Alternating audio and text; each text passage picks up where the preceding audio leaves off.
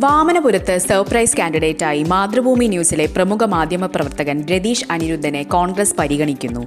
നിയമസഭാ തിരഞ്ഞെടുപ്പിൽ തിരുവനന്തപുരം ജില്ലയിലെ വാമനപുരം മണ്ഡലത്തിൽ കോൺഗ്രസ് സ്ഥാനാർത്ഥിയായി രതീഷ് അനിരുദ്ധൻ എത്തിയേക്കുമെന്നാണ് രാഷ്ട്രീയ കേന്ദ്രങ്ങളിൽ നിന്നുള്ള റിപ്പോർട്ടുകൾ. മാധ്യമപ്രവർത്തന രംഗത്തെത്തുന്നതിനു മുൻപ് കോൺഗ്രസിന്റെ വിദ്യാർത്ഥി സംഘടനയായ KSUവിന്റെ സംസ്ഥാന തലത്തിലുള്ള സജീവ നേതാവായിരുന്നു രതീഷ് അനിരുദ്ധൻ. നിലമേൽ NSS കോളേജിലെ പഠനകാലത്ത് വാമനപുരം മണ്ഡലത്തിലും പരിസര പ്രദേശങ്ങളിലും വലിയ സ്വാധീനമുള്ള വിദ്യാർത്ഥി നേതാവായി അദ്ദേഹം അറിയപ്പെട്ടിരുന്നു. ഈ തഴക്കവും മണ്ഡലവുമായുള്ള അടുത്ത ബന്ധവുമാണ് അദ്ദേഹത്തെ സ്ഥാനാർത്ഥി പട്ടികയിലേക്ക് എത്തിക്കുന്നത്. സമുദായ സമവാക്യങ്ങളും അനുകൂലമാക്കാനാണ് നീക്കം. CPMന്റെ ഉറച്ച കോട്ടയാണ് വാമനപുരം എന്നാണ് വിലയിരുത്തൽ.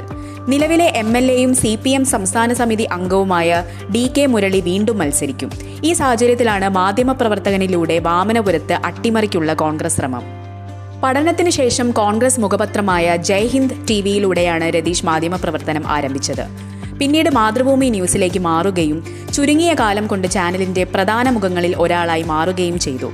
വർഷങ്ങളായി മാതൃഭൂമി ന്യൂസിലെ പ്രൈം ടൈം ചർച്ചകളുടെയും വാർത്തകളുടെയും അവതാരകനാണ് അദ്ദേഹം. വാമനപുരം മണ്ഡലത്തിൽ സുപരിചിതനായ ഒരു യുവമുഖത്തെ ഇറക്കുന്നതിലൂടെ മണ്ഡലം തിരിച്ചുപിടിക്കാമെന്നാണ് കോൺഗ്രസ് കണക്കുകൂട്ടുന്നത്.